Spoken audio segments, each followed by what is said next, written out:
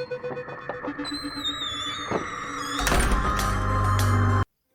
YouTube, welcome back to Nerdtastic Halloween. I am your ever nerdy host, Nerdcat. For this video, I decided to do another cartoon character from another one of my favorite claymation movies, Corpse Bride. Corpse Bride is definitely up there with some of my favorites. There's just something hauntingly beautiful about it, and I really like how they showed that death is not the end, which I really enjoy. It's also very creepy at times, and there are some darker moments along with the lighter moments, which I really think fleshes out the whole movie in itself. And what better character to do than the best character in the movie, Emily, my favorite blue bride ever created. So I'm gonna hand it over to voiceover Jamie, and we're gonna get straight into this video. See you there.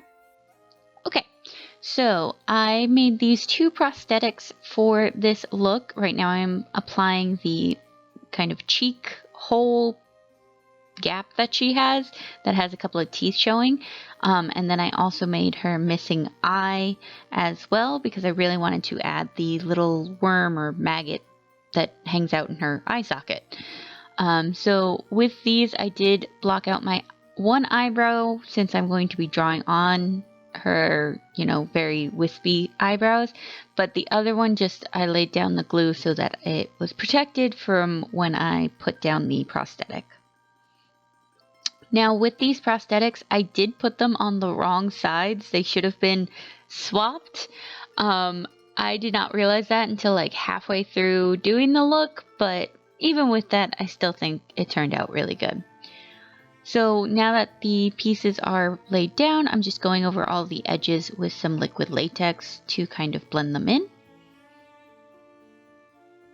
And doing that around all of the edges, and also making sure that everything is laying flat. And now I am going to paint my entire face and my neck kind of turquoisey blue. I'm not sure if I actually got the correct color for Emily, because in some scenes she's very, very blue, and then others she's kind of turquoise. That's the one issue with the claymation movies, is sometimes the doll that they're using is slightly shifted in color, or when they're filming it's a little shifted in color. But I painted everything blue, as you can see here, and now I'm going in with some black to fill in the, gaping hole part of her, missing part of her cheek. So I'm just going in there and painting it all black and leaving, a couple of teeth showing, and painting those a little bit of a slightly washed out yellow. Since she is dead, I do not believe her teeth would be pearly white.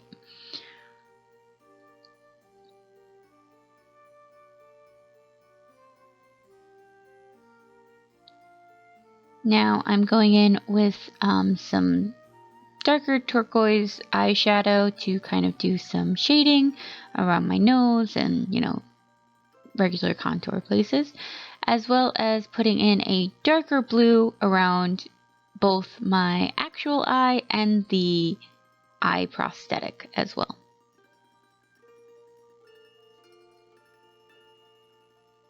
I will say with my actual eye, I should have blended it out a little bit better. I'll be honest, it was a little bit hard to see, so I thought it was blended out more, but it was not. And I would have dragged it a little bit higher as well, since I am trying to make it look like the my eye is a little bit bigger. But just going in with that dark blue eyeshadow and just shading where my cheekbones would be, my nose and stuff like that.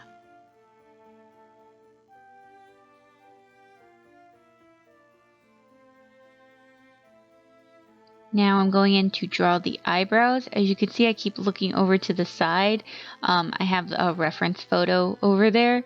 So I'm trying to mimic them as best as I can, where they're kind of, pointed in the front, tipping a little bit so that she kind of has that slightly sad expression on her face.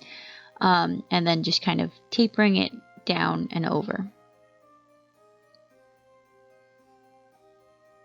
Tried to match them as best as I could.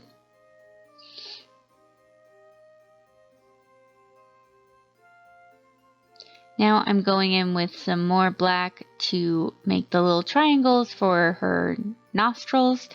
So I'm just drawing triangles around the, my actual nostrils and stuff, and then pulling it up a little bit higher to kind of mimic that like pointed skeleton-esque nose that she has.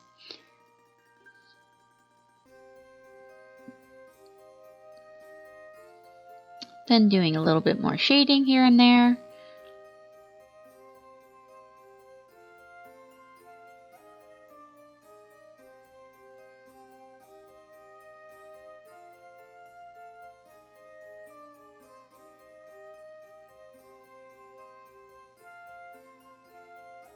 Now I'm adding my little wormy maggot friend into my eye.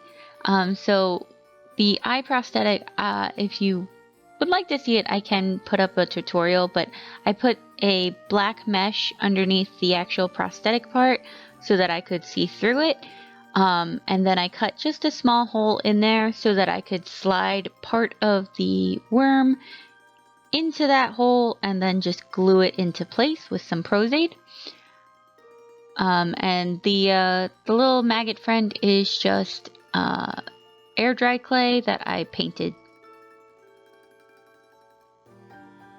Now going in with a purpley red lipstick as a base first, because Emily's lips are kind of a purple, like a slightly shimmery purple. So I went in with this purpley red matte lipstick first,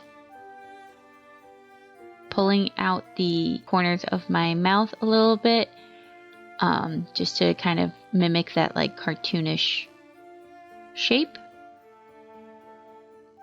And then taking a purple, kind of magenta eyeshadow, I just dusted that over the lips in the center mostly to kind of mimic her Emily's lipstick. Then just going in with a black eyeshadow, I just line my upper lid. I also line my lower lids and water lines as well.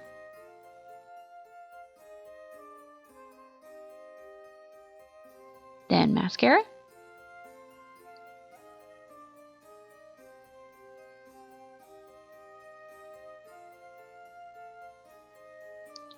And then I go in with some black paint to make the kind of cartoonish big eyelashes that Emily has. So pulling, different sizes on the bottom lashes as well as the top lashes. Now I'm going in with a couple of different colors to make her like head wound that she has. So I first base it out with some gray, then going in with some blues and some, darker shades, just to kind of mimic that kind of indent that she has up there.